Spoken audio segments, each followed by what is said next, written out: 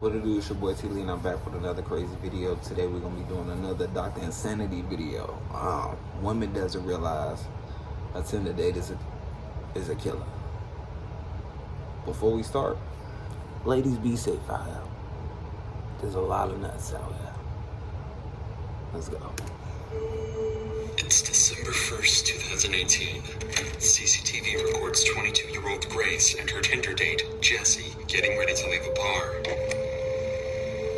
They had just met a few hours ago, but already they're about to head back to his place. You never know who people really is. So you gotta stay prayed up and stay safe. On the outside, everything seemed to be going perfectly well. So well, in fact, that soon after they could be seen heading to a nearby hotel and up to Jesse's hotel room shortly after. Nobody could have expected that this was the last time Grace would ever be seen alive. The next day happened to be her birthday, and nobody was able to reach her all day, and the same was true even days after. It was like she disappeared off the face of the earth. Her friends and family quickly reported her missing, but to no avail. Meanwhile, Jesse was recorded on CCTV out and about, going up and down the elevator, carrying cleaning supplies, and what appeared to be a suitcase. A suitcase with contents that would shock everyone to the core.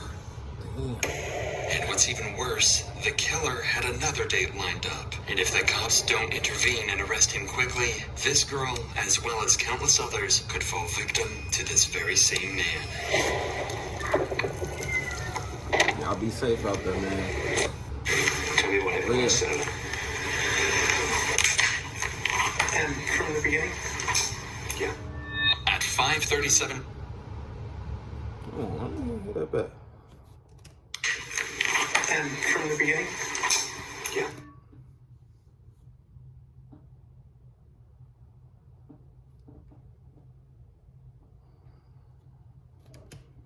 At 5:37 p.m. on December 1st, 2018, Grace, who just finished a backpacking journey from England to New Zealand, leaves her hostel to meet Jesse.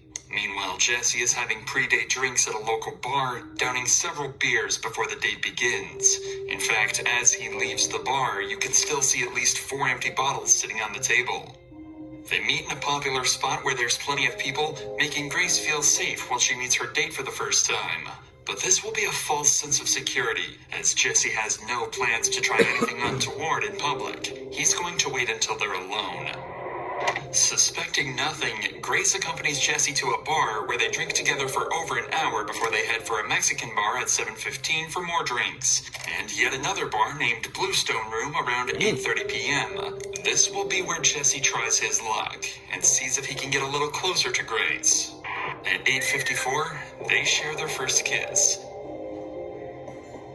This is when Jesse takes a trip to the bathroom and where Grace sends her very last message to anyone, telling her friends that it's going amazingly well and that she just clicks with him so well. She's probably excited to spend the night with a man that she genuinely likes. She could have had no idea that instead, he was about to end her life in one of the most horrific ways possible. The next morning, Grace's phone starts to receive a ton of messages. It's her birthday, and there are plenty of friends who want to send her their best wishes. Each and every one of these messages goes unanswered.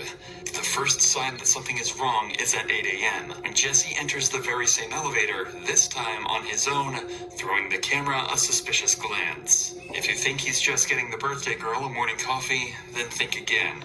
During that night, Jesse killed Grace by strangulation, and now he's going to try and do everything he can to cover up his crime, and he needs to do it quickly, because he's already got another potential victim lined up. By 8:07 a.m., Jesse is in town and about to start the most eerie shopping trip possible. He starts at the warehouse on Elliott Street, where he buys a suitcase that he plans to hide Grace's body in. He checks out the width and depth of the suitcase to make sure it'll fit her, so he can dispose of her body before anyone can catch him. Then 25 minutes later, he makes his way to another store, where he buys a number of cleaning products that will be used to clean up the murder scene. Then he returns to his apartment for a number of hours, reappearing at 10:42 a.m. before he jumps in a taxi and Apex Car Rental where he rents a car. But it's what he does next that's truly shocking, and puts pressure on the cops to discover and solve his murder as quickly as possible. As Grace's body lies in the apartment, Jesse goes on a date with another girl he'd met on Tinder. Given that he has all the equipment ready to hide one body, it's speculated that he planned this to be his second victim of the day. As he arrives at the bar, Jesse is wearing exactly the same clothing that he wore the night before, possibly the same clothes that he wore when he killed Grace. We are not sure whether Kempson was as pushy in his initial messages to this girl, but what we do know is that the conversation he struck up with her during the date not only brought up some major red flags, it downright terrified her. Allegedly, he wanted to talk to her about where to hide a dead body from the police. Right away, the date is over, and this girl's instincts may have just saved her life. It's hard to imagine the horror that she would have felt when she learned the truth about the man she just walked away from, certain that he likely had the same fate lined up for her as he did with Grace. At 8:56 p.m., we can see Jesse carrying a piece of equipment back to his apartment. More precisely, it's a carpet cleaner, and he's going to try and use that carpet cleaner to try and remove any trace of Grace's presence at his apartment. He's even got 2 bottles of cleaner in his hand, making sure he's got enough to get the job done. 30 minutes later, and we're greeted with the product of all his hard work. He's about to try and hide the body. He reappears in the elevator with a trolley carrying several luggage bags, one of which is the suitcase that he'd bought earlier that morning. It's way too heavy to carry, as inside is Grace's dead body. Of course, he can't walk through the streets with this amount of baggage, which is exactly why he hired the rental car. Minutes later, he's loading the rental car with all of the baggage, ready to make the next move in his attempt to cover up this murder, hiding the body in a place he thinks no one will find it. The next morning at 7 a.m., Jesse buys a shovel and heads back to his apartment, where he collects some clothing to take to the dry cleaners, destroying more potential evidence of his crime. But he's not done there, as he stops off at a random trash can, tossing a large trash bag inside. Then Jesse takes his rental car for a deep clean, paying particular attention to the rear of the vehicle, where he had stashed the suitcase containing Grace's body. And with that, his work was done. For the next 2 days, Grace's family and friends go through turmoil. Nobody has heard from her, she hasn't posted on any social media, and she isn't answering either of her 2 phones. Her family report her missing to Auckland police on December 5th. Grace's father, David, even flies to Auckland and makes a heartfelt appeal for his daughter's safe return. Grace has been missing for 7 months, and as a family, we've been extremely concerned. Get the closet comfort out.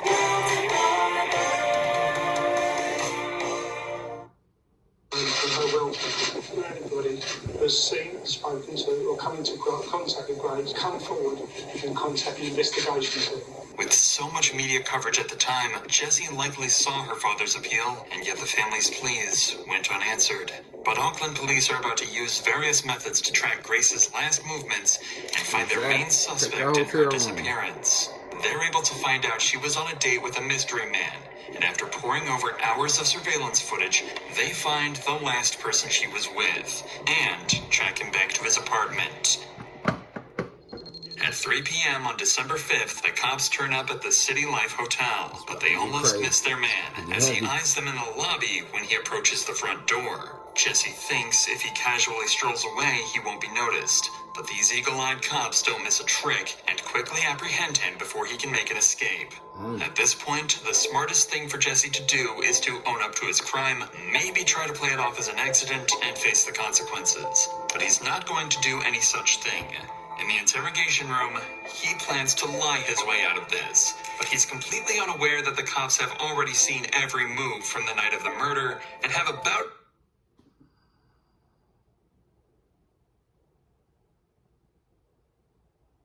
This man is on 30 cameras. You're not getting nowhere. much evidence as they could possibly ask for.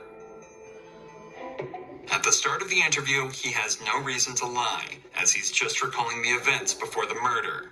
Tell us about Grace. So I was talking to Grace on Tinder. We'd matched on Friday. I saw that we'd matched the next day on the Saturday. And then we met at Sky City. And then we decided that we were going up to Andy's Burger Bar, which is on the first floor Not long into this interview, Jesse becomes entangled in his first lie, as he claims Grace was the one pushing for a date, when we already know he was the one trying hard to meet Grace in their initial messages. Whose idea was it to go to that particular burger place? Me. Because I didn't initially know that she was real. What do you mean? Well, there's a lot of... So have you heard of catfish? No. So catfishing is where someone uses your profile, uses your photos and pretends to be you in the midst, and you're a completely different person. Right. And it's on Tinder, it's all about the way you look. And so if they use more endearing photos, you're more likely to swipe for them. Okay. Yeah. How does meeting in a public place sort of protect you from meeting someone who's not as good looking as... Well, there's security there. So if she wasn't who she said she was... So you kill her. At least, in my mind, I'd feel safe.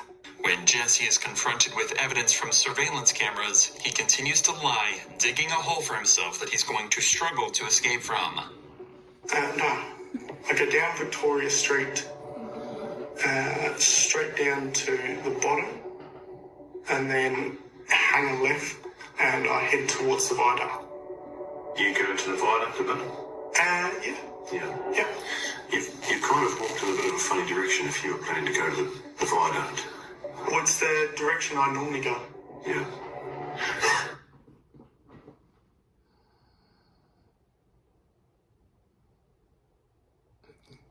He's just digging himself in the deep hole. It's, I'm just saying, like, if you were planning to go to the viaduct. I normally go down Queen Street and then cross at the bottom of Queen Street, go through the containers, and then walk along. Yeah. Is there a particular reason you were going to do that? I feel safer down that way.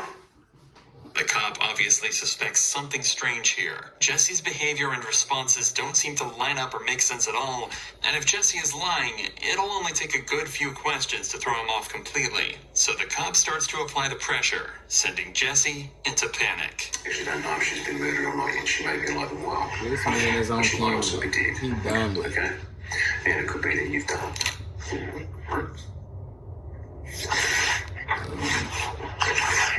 Sweating. Hey, I just want to ask a question. Why have you arrested for something I didn't do? You can be arrested.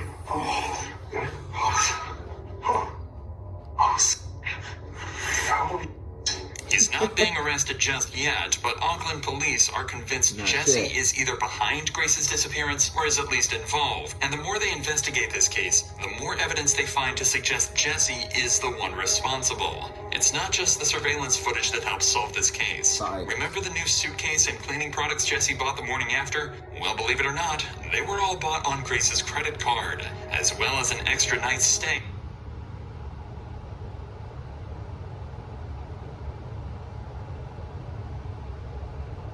Man, bold. The City Life Hotel. In fact, it's very possible he paid for his second date on Grace's credit card. An extra day at the hotel should give Jesse time to clean up the mess. But it's going to take more than a carpet cleaner to get rid of the evidence. When police search his apartment, they find traces of Grace's blood. The credit card payments, the witness testimony, cell phone locations placing Grace and Jesse together, and the staggering detail found in the surveillance footage backed their suspect into a corner, and in his second interview on December 7th, they left Jesse no choice but to confess. A confession that would soon lead into one of the most interesting but troubling defenses ever used in court. They were talking to me about 50 Shades of Grey, which is a ex-fantasy movie that's out. We started having sex. At first it was just normal. It was very placid. And then she asked me if we could get into bondage. And then all I remember is falling asleep in the shower. I need to stop. For him to go. She looks so thrashy. Yeah, please. I was in shock and I didn't know what to do. I went downstairs and I was just, I don't know, I was all over the place. Why they blurring them out? We already know how they look. How he look. I don't understand that. I didn't believe what had happened. I was just terrified and scared. I thought that she'd gone. I thought she had left. Pathologist, specialist doctor will perform a post-mortem. They're very skilled in establishing people's causes of death. Do you understand that? I went to the warehouse at the atrium and bought a suitcase. I went back and I was just in shock because it just didn't seem right. I left to go and get cleaning products. So I messaged a friend and said I'll meet you at Reverend. After finishing drinks with her, I got back to city life. And all the time I just kept saying, I'm sorry. Too late for that. I went downstairs and I grabbed the porter thing and I put the suitcase on top of the porter thing. So I drove the hire car into Wilson's car park and parked it. I woke up the next day at about 5 a.m. and drove the car out to commute. At first, I picked up a shovel from ITM at commute. I ended up driving towards damn, we did a lot. I went into the bush, I dug a hole, I went and got the suitcase, and then I covered the hole, and then I drove. Where is her possessions? I threw them in the rubbish. Whereabouts? Albert Park, rubbish. Right, so what items of her property have been disposed of in Albert Park? Everything. All of her clothing? Everything that was in the room. Whereabouts did you clean the car? The outside of the car? I think it was in Henderson Harbour. I don't know where Spirit. Okay. And what did you use to clean it down? Water blaster thing from a car cleaning place. Did she have any injuries? Not that I can remember. I was just panicking. Did you inflict any injuries on her that caused her to die? No. Did you kill Grace Mullane? Okay. Then you're under arrest for the murder of Grace Mullane on or about the 2nd of December. You understand? Yep. Did you intend to cause her death? No. Are you ready to take us to where she is?